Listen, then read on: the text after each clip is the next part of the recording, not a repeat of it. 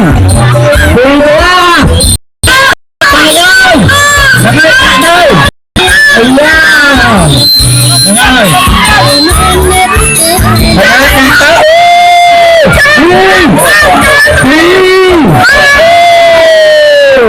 ây da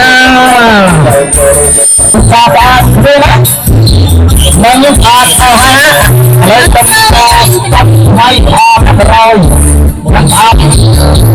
nên thì một sắc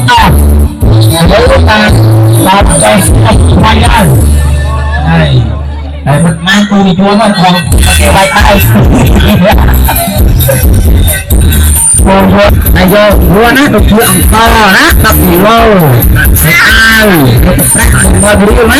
Hãy subscribe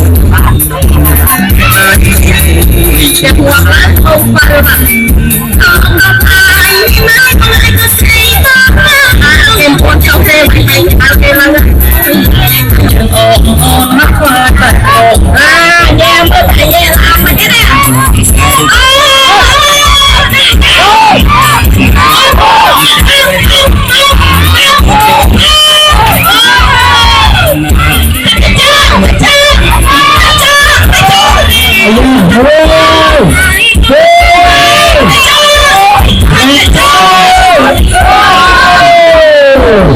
chưa nghe cái chưa tay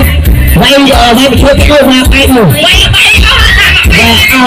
không ăn được sạch sáu và nước đặt hay